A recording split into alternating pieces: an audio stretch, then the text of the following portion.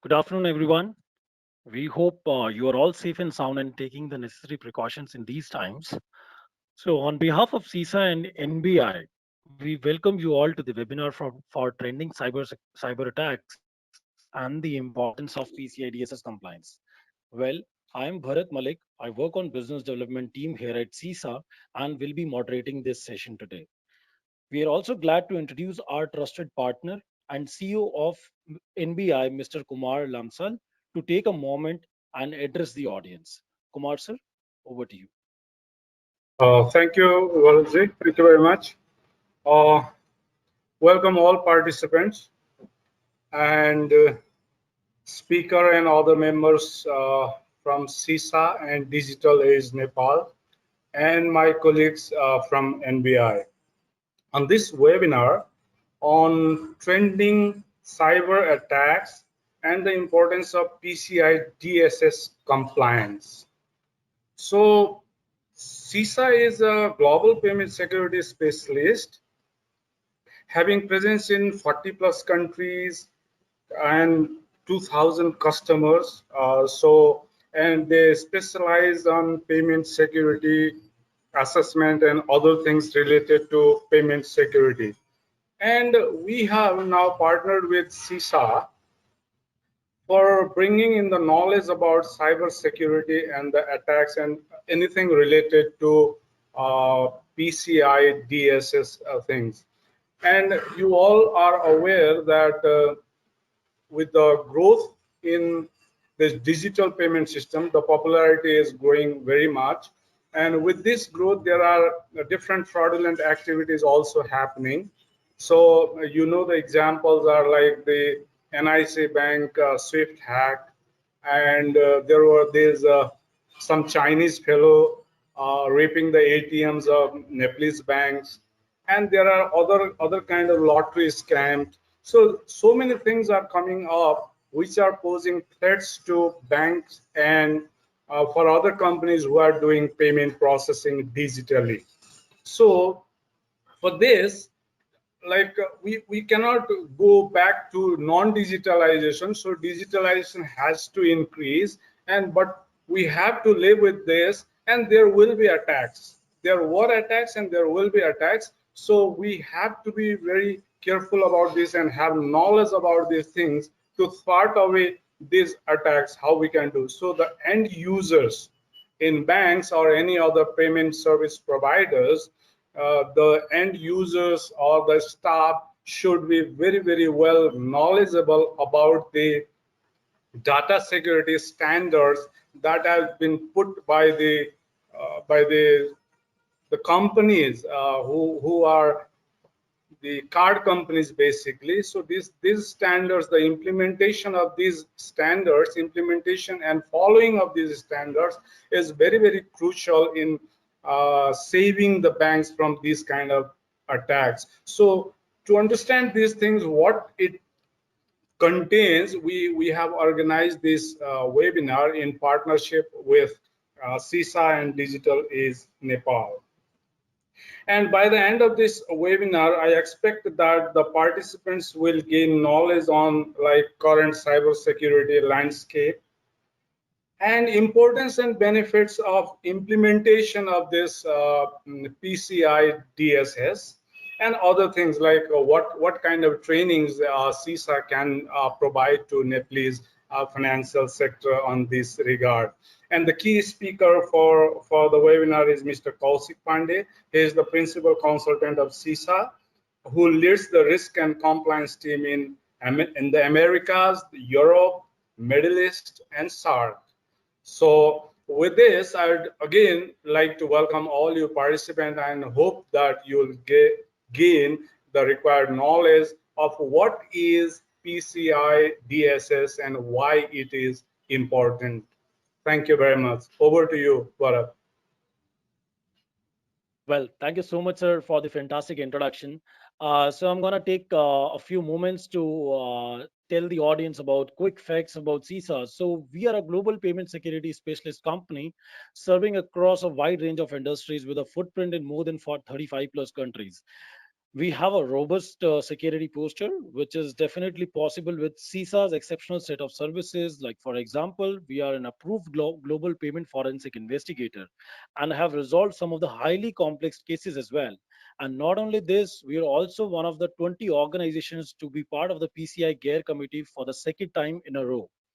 So, what are we going to learn in this webinar? So, I'll try to cover the topics. So, in this webinar, we'll learn about the data breaches in the market, initiatives by the regulators, PCI Dss compliance, and how CPSI training, which is a flagship training program from SISA, can help in implementing the PCI Dss control. So, with this, I'm pleased to introduce today's speaker. Can you go back? Yeah, with this, I'm pleased to introduce today's speaker, Mr. Kaushik and Mr. Nandan for today's webinar. So Kaushik is our principal consultant and has handled several information security audits, and he's one of the QSAs and he's one of the authorized lead trainer for the CISA CPSI training program. Nandan is one of the PCI QSA at CISA, who is leading a SARC region. He has provided consultations and audited and certified leading e-commerce, IT, BPOs, payment gateways, service providers, etc. on the PCI DSS compliance. So before I hand over the platform to the speakers today, I have a few housekeeping items to cover about the webinar platform. So this session is going to last for 60 minutes, including 15 minutes for the Q&A. All the attendees will be muted automatically to have a smooth flow of the presentation. And you can also submit your question that arise during the webinar through the Q&A section, which will be located below your screen. And these questions will be addressed at the time of the Q&A session time, which is at the end. This webinar will be recorded and uploaded in webinar section of CISA's website and on our YouTube page as well. And our YouTube, you can find us on as CISA Information Security. So without any further delay, I'd like to welcome Mr. Kaushik and Nandan to take over the platform. Thank you, guys. Over to you, Kaushik and Nandan.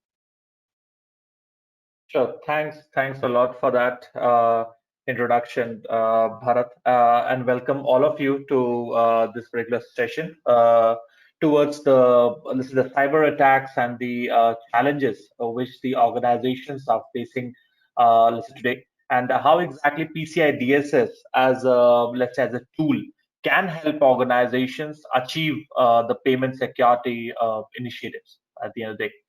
So, without further delay, let's start understanding how exactly things are going wrong and what exactly are the let's say challenges which majority of the organizations actually are facing over here. Just give me a second. I think my screen got froze. Yeah. Okay. So, so what exact agenda we have for you guys is that first of all, we'll try and understand the data breaches which are happening in the market, not just in Nepal but across the globe as well. So we'll be talking about the latest breaches which have happened in the Nepal market. We'll also be talking about the banking sectors as well. That okay, how exactly they have got impacted with respect to these breaches, these current cybersecurity threats and vulnerabilities. Then we'll be going a step further, and we'll be looking at let's say the current initiatives which have been taken from let's say local governance body of Nepal, which is the NRB. We'll be talking, or let's say we'll be touching base with RBI India as well, because many times we have seen that RBI and NRB goes side by side, and they of course share the feedbacks as well with each other. So we'll be talking about a few initiatives from RBI, and then we'll go at a global level, and we'll be talking about the Visa and Mastercard initiatives as well, which is basically helping organizations achieve payment security at the end of the day. Now, once we have discussed what's happening in the market and what initiatives have been taken up by these major payment brands or let's say the major organizations across the globe, next thing which will come in mind is that, okay, how exactly we, or let's say how exactly you as an organization can secure yourself. That's where the PCI DSS, the Payment Card Industry Data Security Standard, will kick in, where my colleague, Mr. Nandan, will take over. He will give you a few tips and tricks about the PCI Dss compliance, that okay, how exactly is driven, how to define the scope of PCI, how to define the applicability of PCI and henceforth.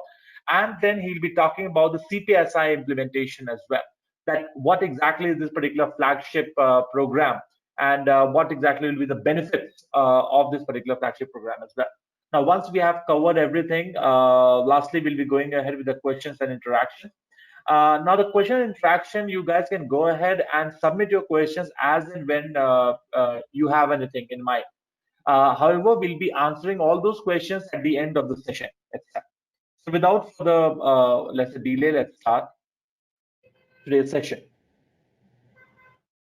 So the recent data breaches, what exactly is happening, or let's say what exactly is going on across the industry. Just a second, guys. I'll just mute one of the panelists over here. I guess, yeah, unmute it. Yeah. All right.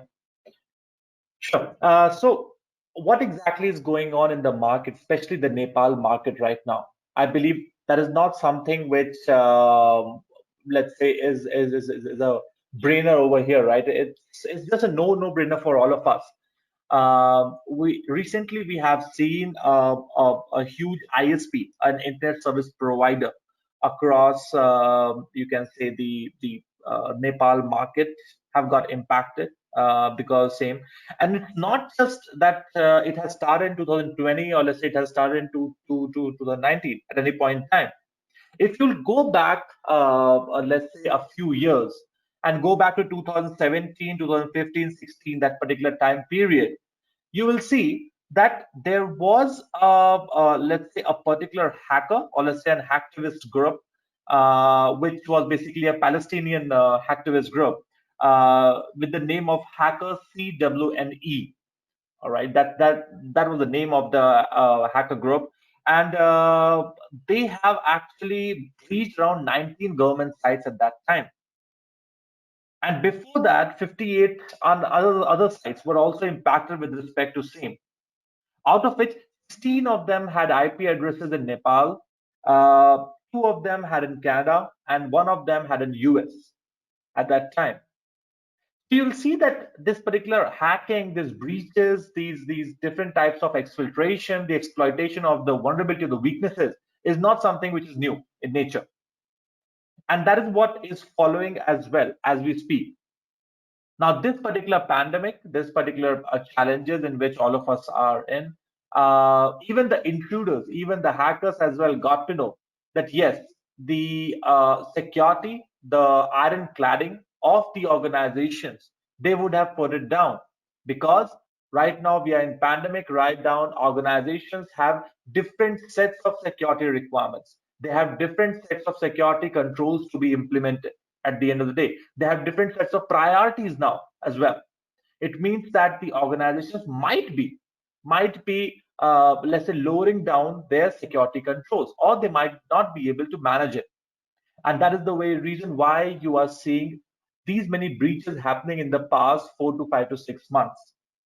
So if you see, one of the ISPs in Nepal got impacted, and around 170,000 customers were impacted with respect to same. Then the second, I guess it's again, it was followed by a food delivery company breach as well, where let's say around 50,000 users of it were impacted, which contained the names, the mailing addresses, the email addresses, and the phone numbers. And the exposed, or let's say it was basically exposed by a Twitter handler known as Mr. Maga at the end of the day, and with a very, let's say, attractive tag as well over there on Twitter, where he or she said that, okay, data is beautiful.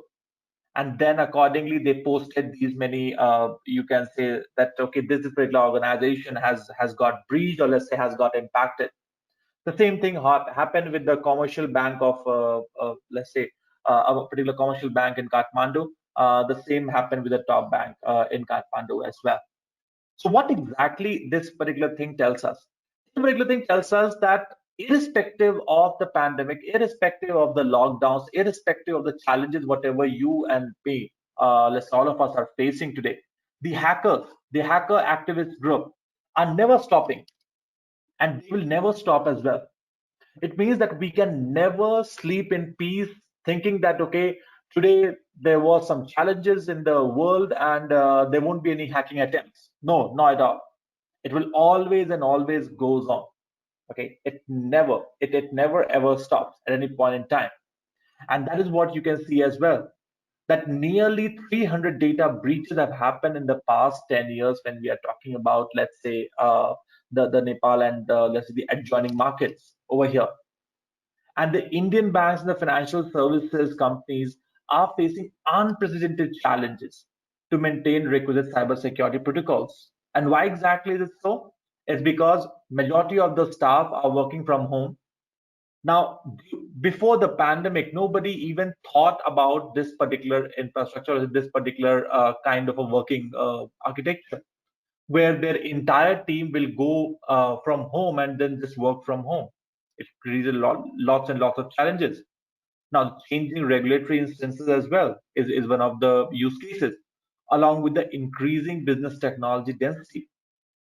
So these things actually tells us that how exactly the world, the banking institutions, the merchants, the service providers across the global, you can say, domain are getting impacted at the end of the day. And I believe it's again a no-brainer. A few months back in Nepal, we also saw that whosoever were the users of Viber, right, were getting verification codes, were getting verification links, were getting calls actually from +33 number and all. And when exactly do you get this? Actually, you get this when somebody is trying to activate Viber account into a new device. It means that those credentials, those customer information, and all those things were available in the market. And that's how, let's say, you guys, or let's say many of us were getting, let's say, those emails, or let's say those OTPs and the verification code, verification links, and all those things. So the world in which we are living in today is very much vulnerable, is very much weak. And the threats, the cyber attackers are just looking for a particular point of vulnerability, point of weakness to be exploited. And I believe, or let's say, as many of you might be knowing, or the one who don't know, you can go ahead and check from today. There's a particular Twitter account, again, in Nepal, or let's say, who is helping these, let's say, the Nepal organizations in getting themselves secure, known as Satan, SATAN, Satan. It's a Twitter account with, I believe, the name as @Satan_cyber_god, which is basically posting the vulnerabilities of different organizations across Nepal. And they are actually asking as well, or let's say requesting those organizations to please patch, please close those vulnerabilities. Now, of course, that particular, let's say, handler is not just for, let's say, to be exposed only to a certain set of people. Of course, it's World Wide Web, right? Everybody can see it. So it's just then after that, it's just, let's say, a race that who implements security first, or who tries and exploits that particular security vulnerabilities first. So for those of you who are interested in understanding that, okay, what will vulnerabilities, what will, you can say, the weaknesses are there, you can go ahead and follow this particular guy who is posting a lots of, let's say, challenges, a lots of things across these many, you can say, service organizations. So once we have had a look at, let's say, what exactly are the problems, what exactly are the challenges across the global market, the number of breaches, what are happening, and many of us might come back and say that were these breaches, or let's say, were these challenges not happening in the past? Of course, they were happening in the past. Now it's more on a global scale. And why exactly is it on global scale? It's because the number of digital initiatives which have been taken in the past couple of months, or let's say couple of years, where we are going totally, or let's say truly digital in nature. We can perform phone banking, we can perform internet banking, we can perform payment bills just by using our phones, mobile phones, or let's say any of the applications. All right. So the web applications, the applications have grown so much in the past couple of years, or let's say in the past couple of months, that even the intruders also wants to take the piece from it. And that is the way reason why these hacking attempts, these hacking attackers are growing so much. So on that particular front, even our local governing bodies, our local governing institutions as well are not stopping behind. They are also coming up with their own information security programs. And basically, the local governance body in Nepal have come up with a very beautiful, let's say, a cyber security assurance program out of it, which covers all of these different domains. It starts with the IT governance, means of course at the top where you are defining the policy, procedures, and the security guidelines for your infrastructure, for your organization, so that it follows a top-down approach. An information security policy across the organization, and information security education. Now, information security education, not just for individual team members who are at, let's say, medium or lower level, but at each and every level. Recently, we have seen lots and lots of cases where actually executives, or let's say the email IDs, let's say the account IDs of even the executives have been compromised. And accordingly, we have seen how much you can say challenges it has happened. The information disclosure and grievance handling will be one of the aspects which NRB is asking organizations to protect. The outsourcing management. Now, outsourcing management is one of the very, very crucial steps. And if you see one of the topmost 4 reasons or 5 reasons why exactly a breach is happening, it's happening because of the service providers through which you are connected, or let's say service providers which are connected directly with you. Because what happens is that you let's say think, or let's say your organization thinks that, okay, whatever network traffic, whatever let's say the data is coming from that particular service provider should be trusted. Now at that time, if that particular service provider gets impacted due to a breach, then of course the same intruders will come into your organization as well. So the outsourcing management plays a very, very crucial role. That, okay, you guys, or let's say all of us, have to perform the due diligence before we onboard any of the service providers. The same goes with the IT operations as well. The information system acquisition, development, and implementation. The BCP DRP plays a very crucial role with respect to the availability of the data, so that the customers are never impacted. And I believe that's one of the hottest topics right now, which is happening in the market because of so many ransomware attacks which are let's say going across in the globe. And I believe the top 5 data breaches, if you'll see the global top 5 data breaches in 2020, out of which Magellan Health, which is a US-based firm, Magellan Health, actually got compromised, and there were around 365,000 patients' data which got impacted because of a ransomware attack, which got, of course, encrypted and all those things. And then, of course, our ransom was ours with respect to same. BCP DRP, where we create a copy of the data and keep it at a particular certain location with appropriate security controls and all those things, will play a very crucial role.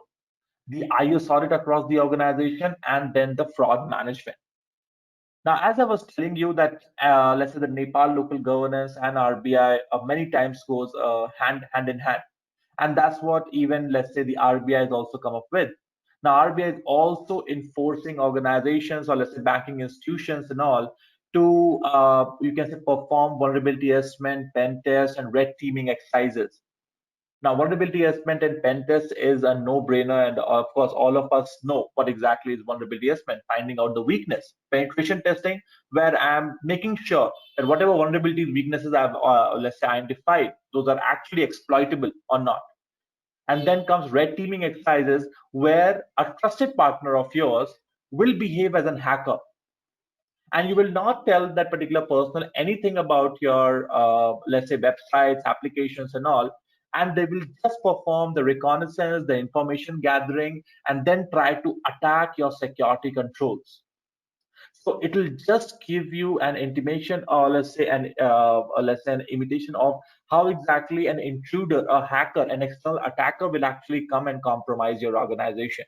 which is basically coming up as a mandate, basically from RBI.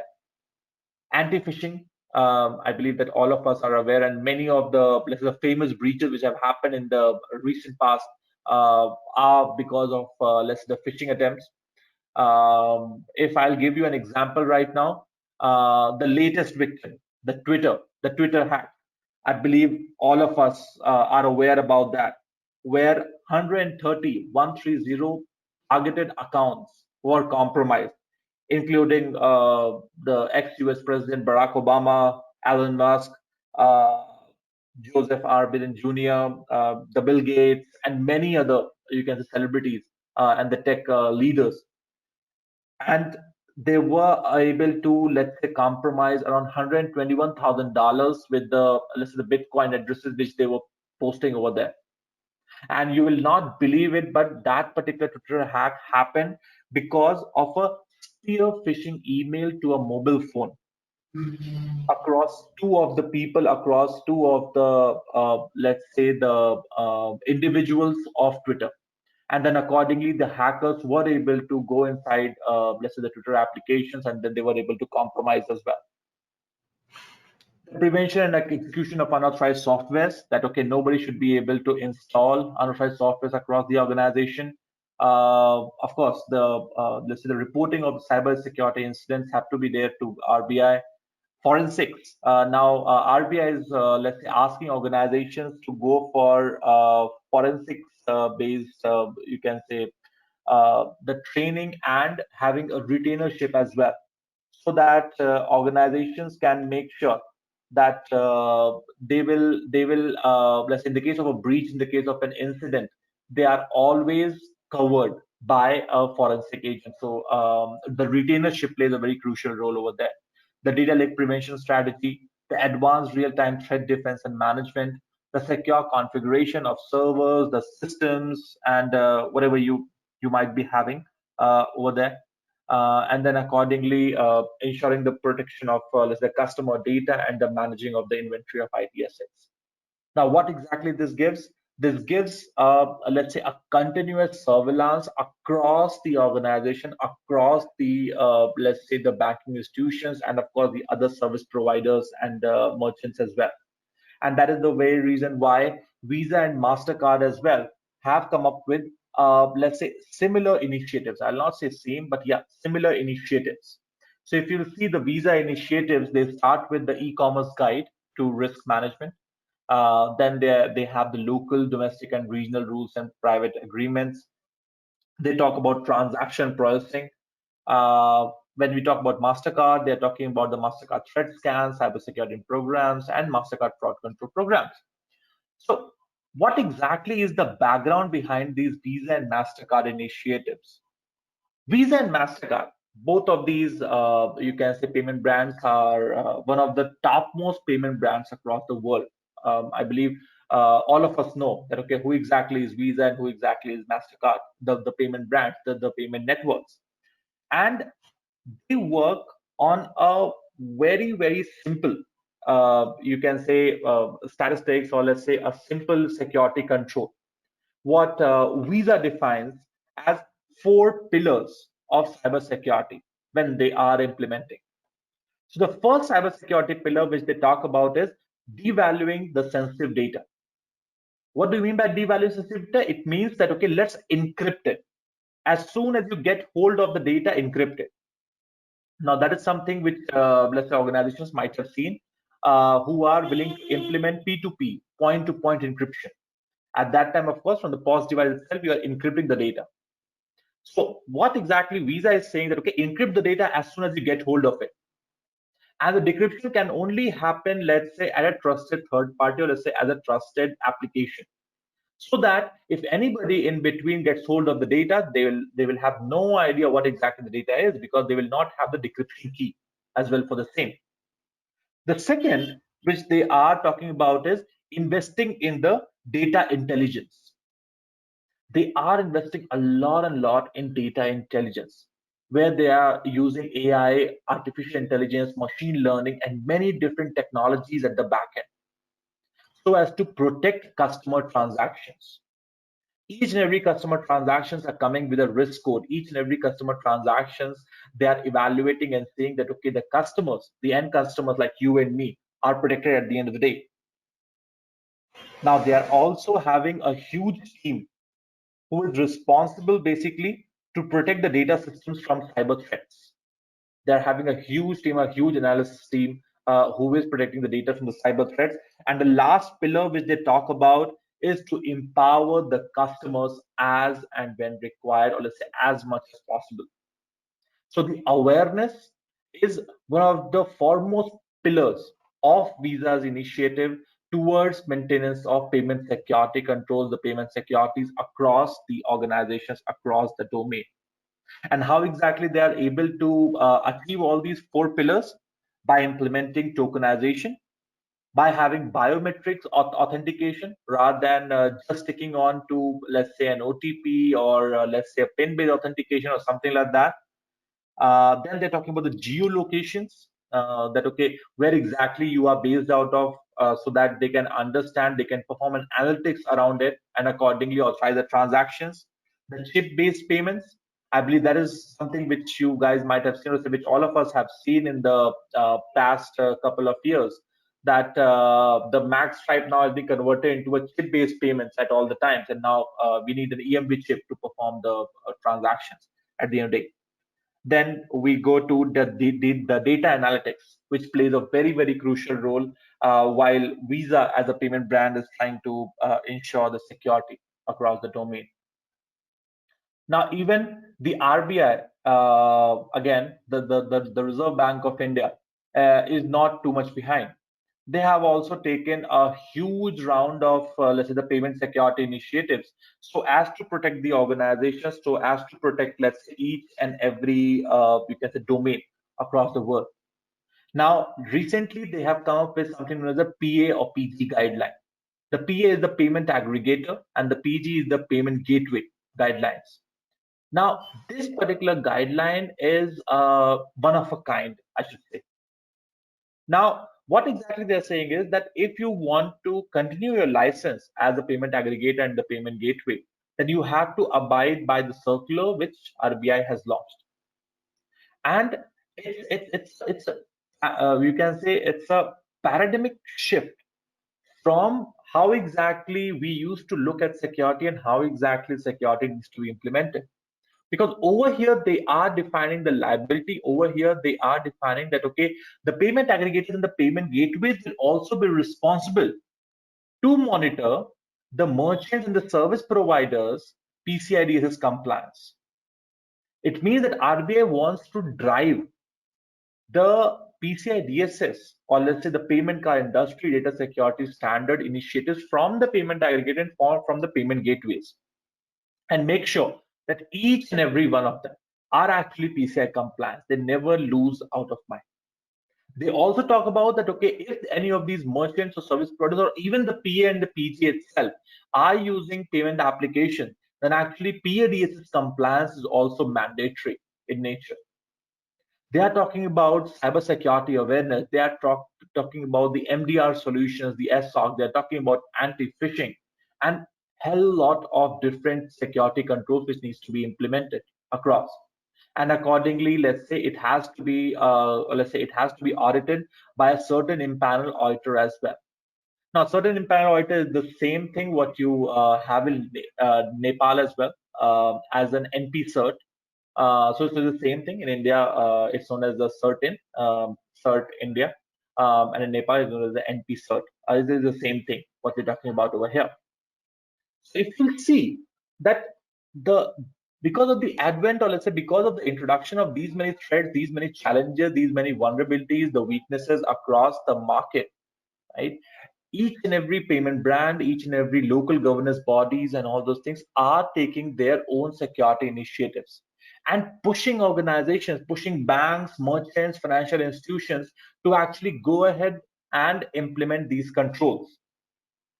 And believe me or not, but even if, let's say, these people wouldn't have been pushing organizations to achieve the control, I believe that you and me, as a let's say myself as a service provider and you as a bank or let's say a financial institution or something like that actually should protect the privacy, the confidentiality, the integrity and availability of the customer's data. And if let's say something can help it, or let's say if something can help those, or let's say all the types of organizations in achieving this particular kind of a security, or let's say this particular kind of a payment security, then that is nothing else but actually is the PCI DSS, the Payment Industry Data Security Standard, which is one of its kind and one of the most mature standard which is available in the market as we talk today. So on that particular note, I will just quickly hand over this particular presentation to my colleague, Nandan. Nandan, over to you.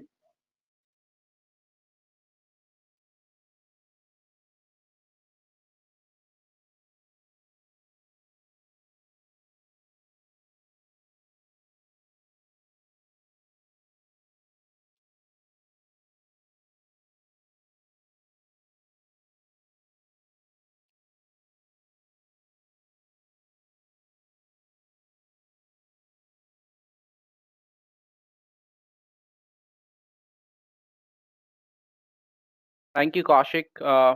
So I guess my screen is visible to all. Yeah, Nandan, is visible. Please go ahead. Thanks a lot.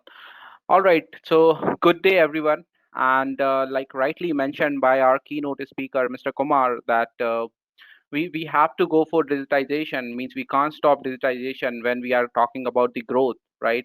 And also, like Kaushik was mentioning, that okay, nowadays if we talk about what is the data, hackers see it as a most beautiful thing. That is the very reason nowadays they are going for data, because it is something they can see in front of them every time, and this is something they are desiring. Now, since we cannot stop the digitization, we cannot stop the data consumption, or let's say the data creation, what to do in this particular scenario? Here comes the PCI DSS. Now, before discussing about the PCI DSS, or let's say what is covered inside that, we have to understand that what exactly the attackers are looking for. So if you see this particular slide where we are talking about the underground economy, so we have highlighted particular things. So we want you to just emphasize on them. If you see a typical card, right, the ATM card can value up to $350, right? If you're talking about a single credit card, or let's say any other debit card, it could be like $1 to $45. It's depending on the card, let's say from which geographical location that card belongs, or let's say what are the different services can be availed on them, right? And let's say if we are talking about the max type data, the max type data is nothing which is resides inside your card, which is like the black strip which you can see in your cards. Now this data can be like $5 to $60, right? So attackers are not somebody who is just trying to let's say get your card numbers, and then they will try to, let's say, make the payments by themselves. Actually, the bigger target right now is happening to compromise your data, and then they will try to sell it online. So nowadays, if even you do a normal Google search, you will be able to identify hundreds of handles which could be operating, and they will be talking about that there are millions of card numbers which are on sale. Now, to protect from this sort of breach, actually the PCI DSS is created. So there is a big story behind that, how PCI DSS was, let's say, the inception of PCI DSS. So it goes to back in 2000, right? That time when, let's say, the company like Visa, MasterCard, they knew that, okay, the digitization is happening. Now let's say every company is going for the e-commerce channels, or let's say every customer, or let's say the banks are going for using more ATM and debit cards rather than doing the let's say the in present transactions. That time Visa first of all started their own data security standard. Okay, so they came up with their own data security standard, and parallelly Microsoft was also working with them. And when, let's say, these two major payment brands created their own data security standard, other payment brands took their let's say the guidance, and also they have created their own. So the problem was, now we have multiple data security standards. to avoid this particular circumstances, or let's say the dilemma, all the payment brands came together and let's say they have created a PCI SSC council. So this PCI SSC council, which is let's say chaired by all the 5 major payment brands, when I'm talking about the Visa, MasterCard, American Express, JCB or Discover, they have created a single standard. So what is this standard? Basically, this standard talk about how we are going to, let's say, protect our cardholder data. And this standard provides point-to-point details that, okay, how you are going to protect that. So first, it starts with that we should protecting our network. And when we are talking about the network, it means all the networking devices. Maybe it could be your firewall, maybe it could be your routers. And nowadays, the shift is going on to the cloud environment. In this particular shift, we are talking about the, let's say, the Google Cloud, we are talking about the Azure, we are talking about the AWS. And one of the major concern, because nowadays every entity is moving to the cloud environment, is that cloud is also open. So even if you see, we have seen multiple breaches just because of the misconfiguration of the cloud environment. So this requirement, which is given by the PCI, helps us to, let's say, protect our data when let's say we have to secure the networks. Now there is other requirement, which is the requirement number 3. It talks about that, okay, if you have the data, then we have to store it securely. Then we have the requirement number 5. It says that, okay, if you are, let's say, storing the data, it's good, but what about the system components which you have in your environment? How you are going to protect them? So this requirements gives the visibility, or let's say the controls for the vulnerability management.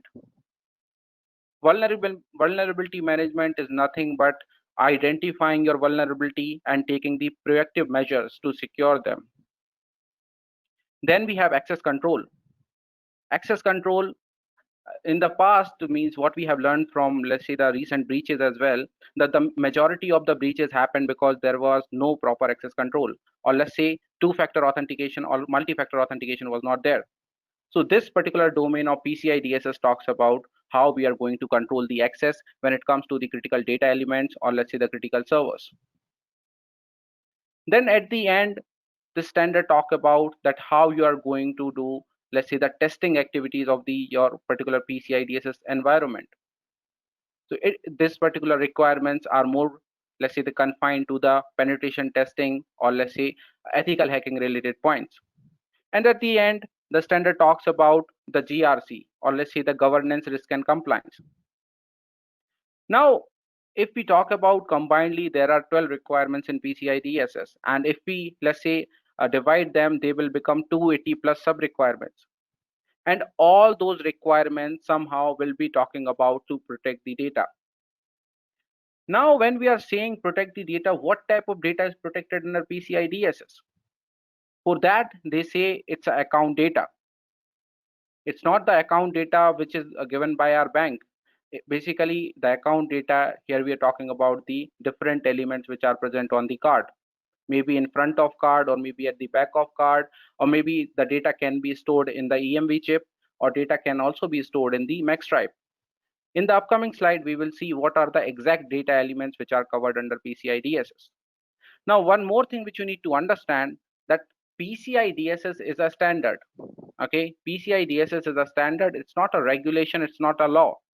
When we talk about that, okay, we have the GDPR, we have the HIPAA. These are the laws. But Pci Dss is usually covered as a contractual obligation. This was the very reason that company was not going, or let's say was not taking the Pci Dss very seriously in past. But now if you see all the privacy standards as well, all the components, or let's say the data elements which is covered under Pci Dss, they also considered as a personally identifiable information. So any breach of, let's say, your card data or credit or debit card data, it will also be considered as a privacy breach.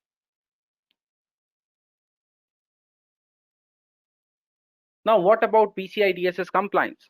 Okay, so like I have told you that initially each and every payment brand has created their own data security standard. To avoid that, finally these 5 payment brands, that is the MasterCard, Visa, and American Express, JCB, and Discover, came together and they have created a PCI DSS compliance. Now, PCI DSS is not a law, it's just a standard. So we would be requiring somebody that will be enforcing the PCI DSS among all the entities. So again, this task was taken by payment brands.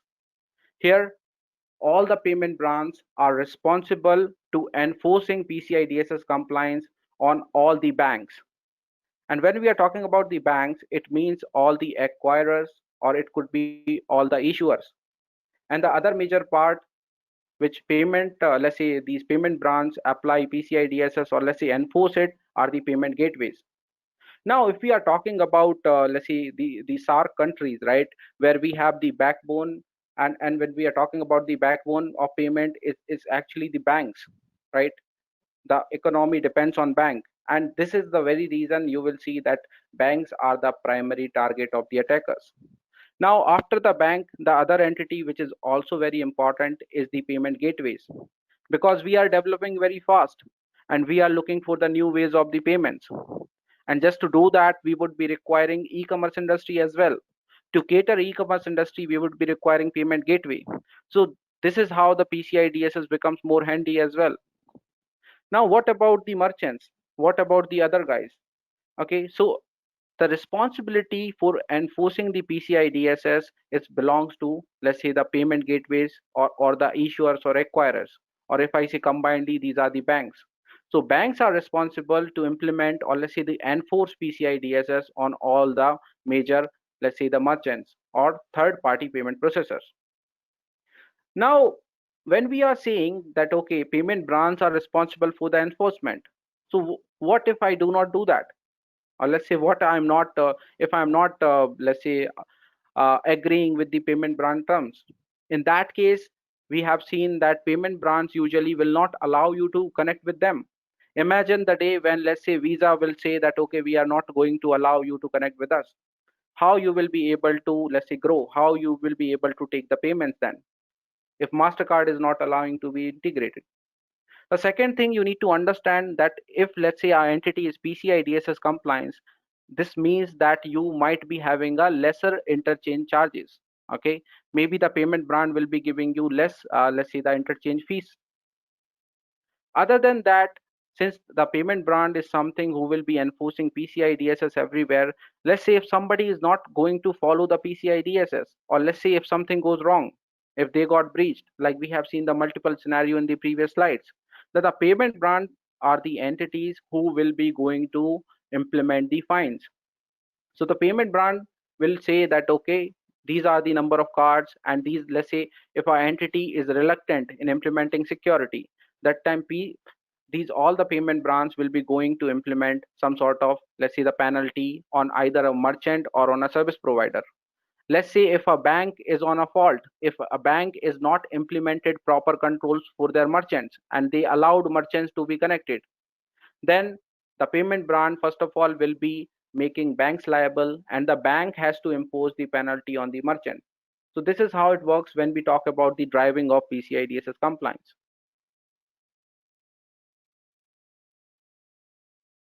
Now coming to the PCI DSS, what is PCI DSS? So PCI DSS applies to credit or debit card data. Okay, so what will be the scope of PCI DSS? So as per PCI DSS, if an entity is storing, processing, or transmitting cardholder data, then they have to go for PCI DSS. Now PCI DSS is only mandatory for the entities which belongs to 5 payment brands. Like if you are storing, processing, or transmitting card data from Visa, MasterCard, American Express, JCB, or Discover, then it becomes mandatory on you. Means if you are not PCI DSS compliance, then you are already on the path of penalties and fine. What about the other entities? For other entities, such as if we talk about China, we have China Union Pay over there, and if we talk about India, we have RuPay over here. So such, let's say, the schemes are, it is not, let's say, mandatory to implement PCI DSS, but it's a best practice over there. So PCI DSS says that each and every system, okay, whether it's like your application servers, whether it's your database, or even like the desktop, each and every system which is storing, processing, or transmitting the cardholder data, that will come into the PCI Dss scope. Not only that, it talks about that each and every system component which is connected to such components which are storing, processing cardholder data, they will also come into the PCI Dss scope. So these systems are known as the connected to or security impacting systems.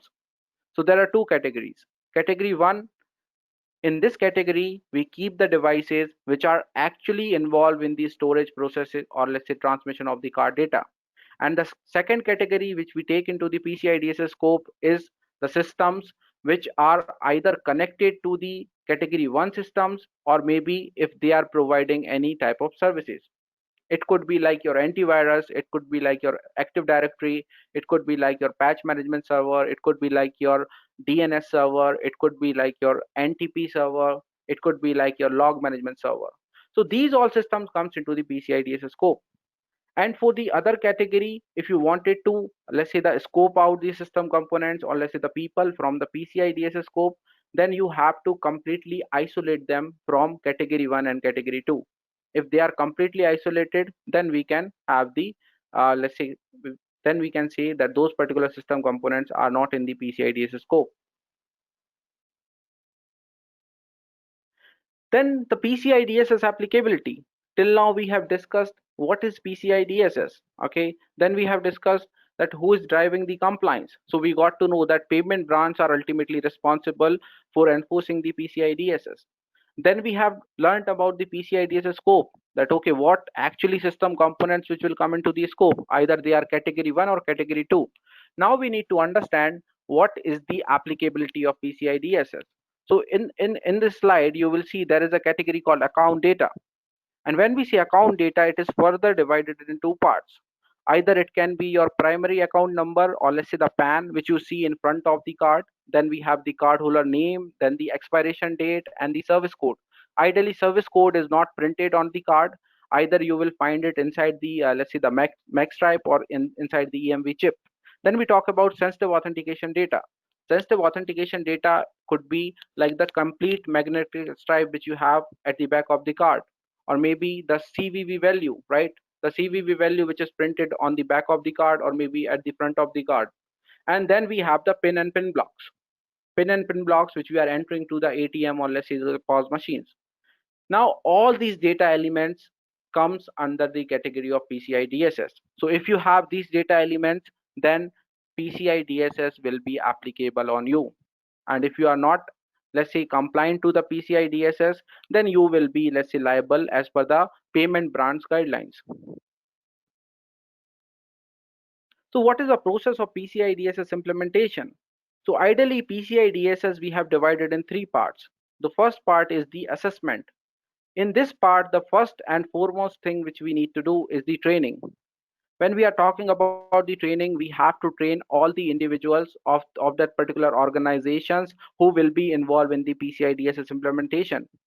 Why so? It is very important, because if we have the right manpower behind the work, then we can easily get the PCI Dss certification, or it could be like task of 2-3 years.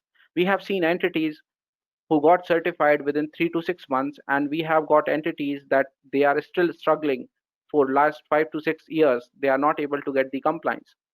So when we are talking about the implementation, first thing we do the assessment. In the assessment, we identify the different touch points of the card data where you are storing, processing, or transmitting. And based on that, we do the gap assessment. Gap assessment, we will be taking the PCI Dss standard for our reference, and we will be trying to identify all the gaps. Once the assessment phase is completed, we will go to the remediation. In this remediation, the QSA company will give you the gap report, and they will be giving you some recommendation that how to mitigate those gaps. This phase is very important, and this is where most of the QSA company fails. In this particular phase, we must be connected to that particular dedicated QSA, and we must be having weekly or monthly meetings with them to identify that okay, how we are going to remediate whatever the gaps which are identified. And the third phase of PCI DSS implementation is the certification phase. So when an entity completed the remediation phase, or let's say when they are able to mitigate all the gaps, then it comes into the certification phase. In the certification phase, the QSA company or the QSA individual will again check all the, let's say, the applicable controls, and they will also check whether is there any gap or not, which is remaining from the first or second phase. And let's say if everything is fine, then they will be giving you the certification. So certification is particularly two documents. First is the ROC and second is the AOC. So ROC is a very detailed document where the QSA company will be writing down each and every detail about your environment, like what type of firewall you are using, what type of antivirus you are using, okay, what type of access control mechanism you are using, what type of log management system you are using, how many employees are there who are working in the PCI DSS environment, and there could be multiple things. So it's like 300-page plus report, and that's why this makes this report very confidential. So an entity is not supposed to share this report with anyone.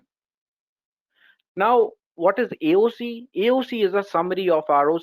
Okay, so whenever our entity is compliant to PCI DSS, usually they refer, or let's say they will be sharing AOC with all the third parties. Okay, so from the AOC won't be containing that sensitive data about your environment, and it can be displayed as a certificate as well. So these are the primarily three steps when we are talking about the PCI DSS implementation. Now talking about the CPI-SI. What is CPI-SI? So initially, what we have seen, since SISA is working from the inception of Pci Dss, means what we have seen at the multiple scenarios when we used to go for audits of the companies, we have seen that entities are not able to, let's say, maintain the Pci Dss, or even let's say if the entity is going for the first time for the Pci Dss compliance, they are not even aware of that what type of controls they have to implement, or let's say what is coming in front of them, what all tasks they have to do. This is the very reason we have started this CPSI training. However, in the past, we have also learned that nowadays, just to implement PCI DSS, or let's say just to know about the controls, is not enough, because our study shows that most of the organizations which are getting breached nowadays, they are getting breached because they do not have the trained employees. Okay, because the employees who are working on the PCI DSS compliance, they are not that much educated, or let's say only the 18% organizations were there which had the weak security controls. Now, just because keeping this thing in mind, we have revamped our CPI-SI workshop, where we are exactly talking about the, let's say, the forensics based cybersecurity. Means we are sharing our learnings, that what we have seen which has got let's say went wrong in a particular organization, and how it can be corrected. Other than that, we are in this particular workshop, we are talking about that, okay, how you are going to maintain and implement PCI DSS throughout the year, because it's not a one-day task. We have seen multiple cases where, let's say, entity is PCI DSS compliant today, and maybe after 10 days they are getting breached, just because they are not maintaining it, or they are not implementing it as a business as usual process. Now question comes, who should attend these sort of trainings? So basically, CPSI can be attended by anyone. The CPSI is created in such a way that anybody can attend it, and they can take the, let's say, the learnings from them. So we have designed this workshop so that even, let's say, that leadership team, or even the somebody who is working at the, let's say, management of the systems, they will get all the understanding of the payment ecosystems, and they will be able to implement at their environment as well. So what is covered in CPSI? In CPSI, we covered all the payment ecosystem, which we have discussed, right? We have discussed like how the payment branch works, how the acquirers works, issuers works. Then also we discuss about the different standards which could be implemented on an entity, like PADSS, or let's say the PCI PTS, which is applicable to the ATM pin pad or the POS pin pad. Then we're talking about the P2P, right? Then different approaches, that how you can do the scoping of your PCI DSS environment. We have also comparisons of, let's say, the ISO 27001 and PCI DSS. Then we talk about latest payment trends like EMV payments, or let's say the NFC payments. And the one more major, let's say, the part which we cover in these such of trainings are the cloud environment, that how cloud is impacting PCI DSS, or how you can implement secure controls when you're talking about the PCI DSS. And the most important thing is interpretation of the PCI DSS requirement. So particularly this point helps you in the better judgment when we are talking about the PCI DSS. So these are not all the points, these are just the highlights which could be covered in the CPSI trainings. So maybe I'll ask Kaushik if Kaushik wanted to throw some light on this particular subject. Kaushik? Sure. Thanks a lot for that, Nandan. And it was really insightful today. So basically, guys, I guess over here we get the idea, we get the gist what we are trying to convey, right? So we told you about the threats, we told you about the vulnerabilities, the weaknesses which the organizations are facing. We told you about the initiatives which is being taken by let's say organizations at the end of the, let's say, local governance bodies, the Visa, MasterCard, and of the world. And how exactly PCI Dss, which is one of the most mature standards which is available in the market, is giving a tough, you can say, choice for actually the cyber attackers to actually infiltrate into an organization and actually hack it or breach it, or let's say penetrate it, and hence so forth. And this particular CPSI training actually contains, or let's say covers all of these security best practices, including many things as well.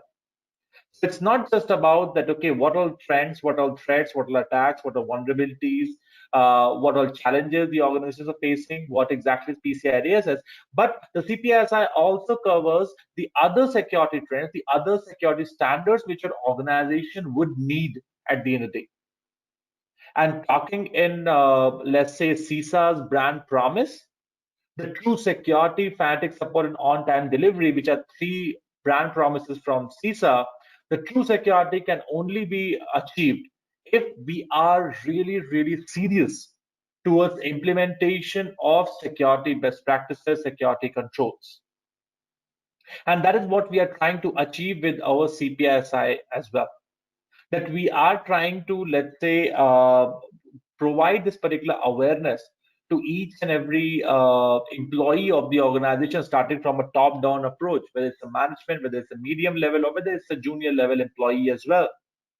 That each and every one of them actually needs awareness, actually needs this particular implementation training, so that they can really understand the value of the asset which they have, and accordingly they can protect around it as well. So again, I'll just give you an example of a breach. I believe many of us might have heard about that as well, the Marriott data breach, which basically happened just in March 2020. And around 5.2 million cards were breached at that time. And what led to that particular breach was just the login credentials of two accounts, or let's say two users. That's it. That's what led to the breach of 5.2 million cards. If the awareness, if let's say the knowledge awareness about of these two people would have been quite fantastic, then I believe that it shouldn't have been a challenge at all. On that particular note, I will just open the forum for Q&A, and I'll just hand over the presentation to Bharat to take the Q&A from each and everyone. Bharat, over to you. Yeah, thank you so much, Kaushik, Nandan, and everyone who has joined and has given the beautiful presentation. So we have got a question from Megraj. So the question is, future security challenges in the payment switch system. If you can throw some light on it, maybe this can be addressed. Sure. So future security challenges in the payment switch. Now, payment switch is basically considered to be much more confined, or let's say can talk only to trusted security partners, or let's say trusted devices, whether it's an ATM, whether it's a POS device, whether it's your let's say MasterCard, Visa, or any other you can say interface which it will have, but supposed to be very close. However, in the recent past, we have seen that many of these payment switches actually have got compromised, have got impacted as well. How exactly we should address the let's say security portion of the same is that we can first of all look at the MDR, the EDR, the XDR solutions over there, because the payment switch will have different configuration based upon different settings.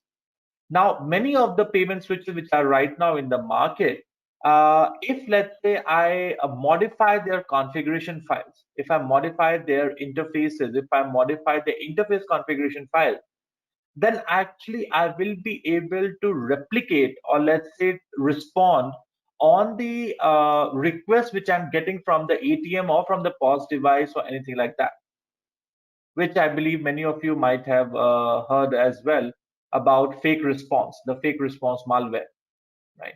So in that particular case, your SIEM, your MDR, your XDR plays a very, very crucial role, so that in these types of cases, they will raise an alert and accordingly will help you, or let's say will help organizations in addressing the security needs, the security controls as well, which needs to be furnished over there.